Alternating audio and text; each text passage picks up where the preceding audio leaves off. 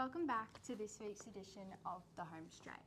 We've got a rare no Saturday night meeting this week, but we have a Friday night meeting where a lot of stars are set to step out at the creek, Chris. Well, a couple of the biggest stars, Taylor, welcome along for this week's edition. So Leap to Fame is going to go around in the free-for-all on Friday night.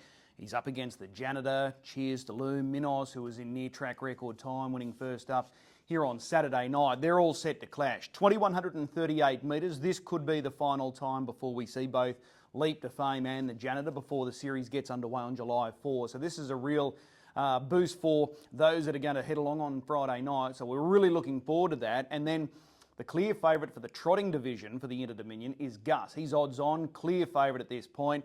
They've finally got a race. It's only light in numbers, but he's drawn barrier 1. So that's going to be interesting. I don't think it's going to make any real difference to Gus the way he's going right now. That race also over 2,138 metres. So the two favourites for both series, the Pacers and the Trotters, are going to strut their stuff here on Friday night. So it's a big weekend. Friday night here, Redcliffe on Saturday night with their huge program. So it's a great weekend for harness action.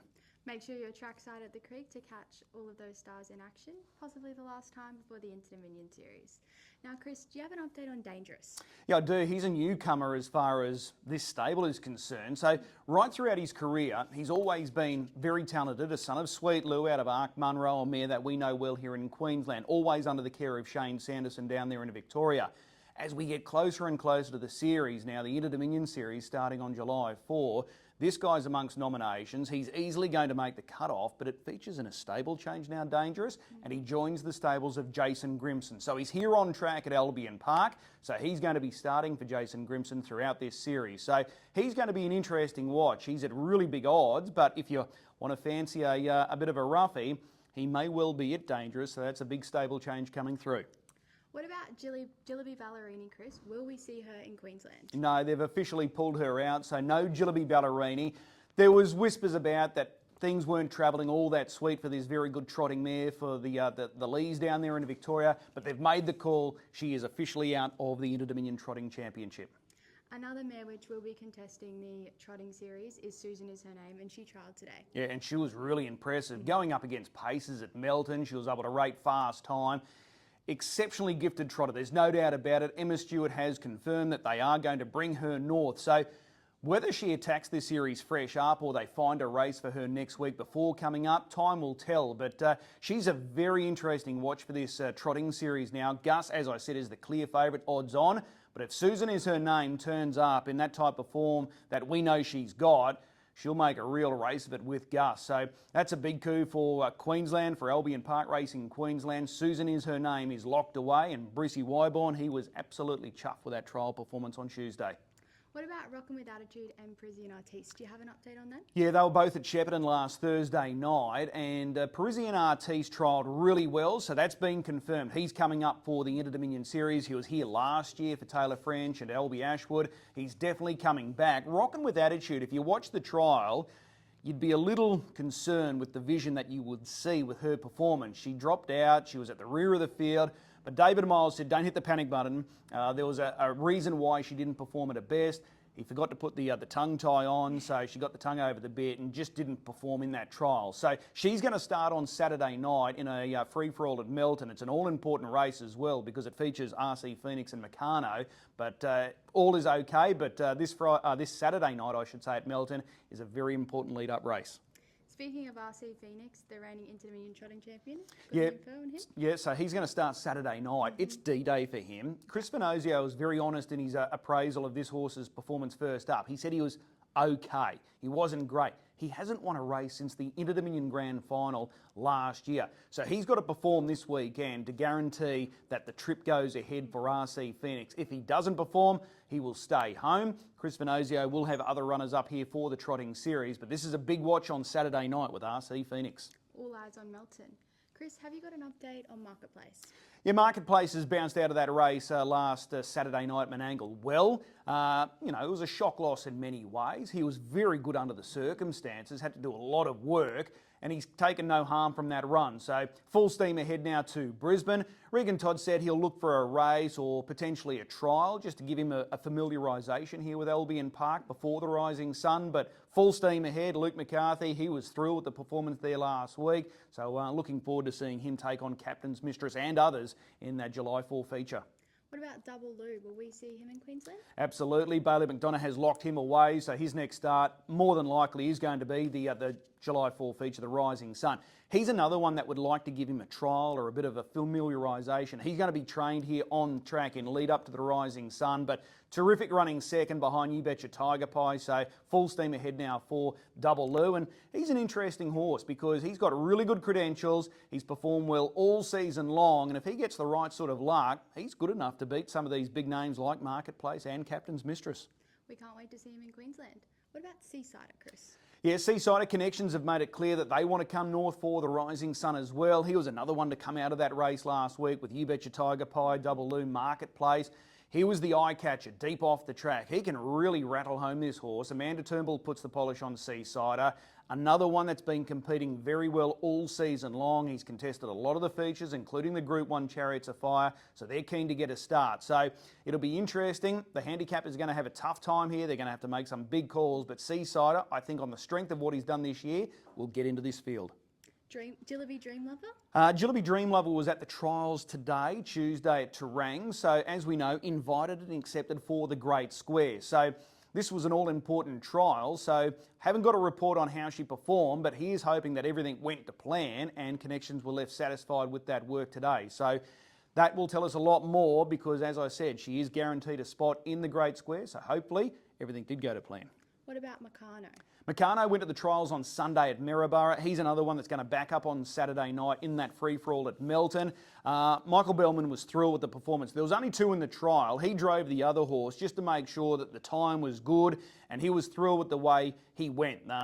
He looked really smooth in his action. He bounced out of that first up defeat well, so he's going to start Saturday night. Full steam ahead. He's been locked away as far as accommodation is concerned. He's going to stay with Sean and Michelle Grimsey on the south side. Crackerjack? Crackerjack was awesome, winning first up for Nathan Jack. First up from New Zealand. Just the speed there when he made the move, coming down the home straight with a lap left to run, put that race beyond doubt very quickly. They're keen for a start in the Great Square, so you can lock him away. He looks really exciting. That was tremendous speed there last week, so he's headed to Brisbane. Do you have some information on Dash Dosh? Dash Dosh, another one that was, facing D-Day there last Friday night at Addington. Got the victory, turned the tables on the horse that beat her last week, or the start prior, Zoltane Bolshik, and she put him away really well. So Tom Baggery has confirmed that they are going to make the trip from Christchurch to Brisbane. Yet to be invited, but I think it's a mere formality. She gets a start. She does have a Group 1 victory over Tracy the Jet, and Tracy the Jet was the first horse invited to the Great Square. So Dash Dosh, Kiwi representation for the Great Square. Now, Chris, we have 3 confirmed runners for the Protostar. So Come and See is locked into the Ballarat and District Trotting Club and Durham Park slot.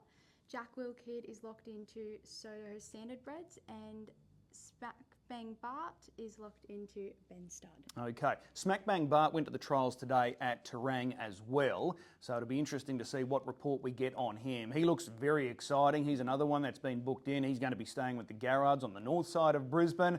Don Hunter won that APG feature last Saturday night at Menangle. It'll be a shock if he's not representing Kingstead Lodge there. That's Tony LaCastro, so I think we can pencil him in. Birdsong is going back to the trials tomorrow at Menangle for Robbie and Kerry-Ann Morris, and I think there's some pretty serious discussions taking place between Connections of Birdsong and the slot holders, so I'm expecting that unbeaten filly to get a start as well. I definitely think we'll see some more over the coming weeks. Now, do you have an update on the Mick Stanley stable? Yeah, I had a good chat with Mick on the radio this morning, and a few that he has locked away as far as his stable is concerned. So Fugitive, although beaten at a short quote on Tuesday, he's definitely heading up for the Derby, along with Soho Charmer, who was able to score last week. He'll back up on Saturday night. He rated 51.4. You Betcha Tiger Pie caused that upset last week, taking the free-for-all. he's definitely coming up for the Inter-Dominion Pacing Series. Soho Park Avenue out, the star filly from last year. Soho Americano out, regardless of how she performs on Saturday night. And Soho Piastri, if he wins that strong 3-year-old race at Menangle this Saturday night, he will book himself a spot for a Derby tilt as well. So he could be coming north with 3 Derby contenders, Fugitive, Soho Charmer and Soho Piastri. But he's got to win on Saturday night. So we'll wait and see there. Sao Paulo Simba, he is going to start again on Saturday night. He is definitely heading this way and definitely going to target the Group 1 Rising Sun. Sounds like a lot of horses are heading to Queensland. What about Hollywood Strip? Will we see him in Queensland? Absolutely. Bounced out of his race last Friday at Wagga really well.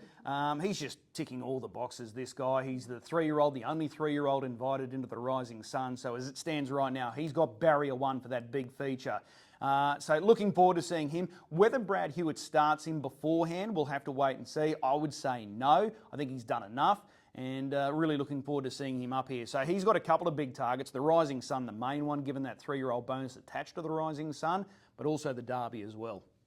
What about Sparkling Sea, Chris? Sparkling Sea, I think she's booked herself a spot north as well, coming up for the Queensland Oaks. So she was a winner today. She was dominant as well. She's a high-quality filly, already a Group 1 winner for David Hewitt. Brad, his son, took the winning drive at Menangle today. So I think that guarantees that she'll be coming up. She'll probably target both Oaks features, the Southeast Oaks, then the Group 1 Queensland Oaks, but she was impressive and it was good to see her back in the winner's circle. And Arksea?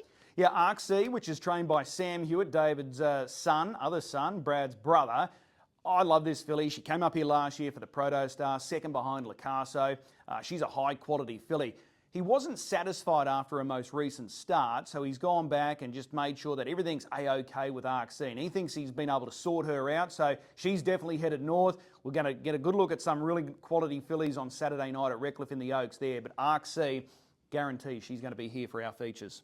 Chris, you have some information on the Albion Park trial results from today. Yeah, there were some nice horses stepping out at the trials today. Degami Atil, now with Chantel Turpin, Pete McMullen, set up a huge lead going down the back straight. In the end, the winning margin was just over 4 metres, but she looked good, 56.2, her winning time. I think these 2-year-olds can be followed closely as well. Have Time Major, a Kiwi import for Chantel Turpin, beating the stablemate Double Fault, 56.9, and they work really stylishly up the home straight. And French Fries was able to trial as well, and he looked pretty sharp. He rated 52. So it'll be interesting. Does he do enough to get a start for the Rising Sun? I dare say they'll look at the Queensland Sun coming up on Saturday week, but he's a proven Group 1 performer, so we'll wait and see with him. But there were some nice horses at the trials today. It was great to see them step out. Chris, do you have an update on Sergio's rocket? Retired. They've finally pulled the pin on Sergio's rocket. She's been enormous for Shauna Michelle Grimsey over a long period of time. They didn't pay a great deal of money for her, and she's been a good, consistent check getter for a long, long time. So she's been retired, yet to be confirmed what stallion she's going to be visited by, but she's off to the breeding barn. That's all we have this week, I think, Chris. There's plenty happening. Don't worry about that. I've got some news on some new horses arriving from New Zealand, joining some key local stables, so we'll talk about that next week as well. I'll see you in the home straight on Friday night. On Friday night. See you then.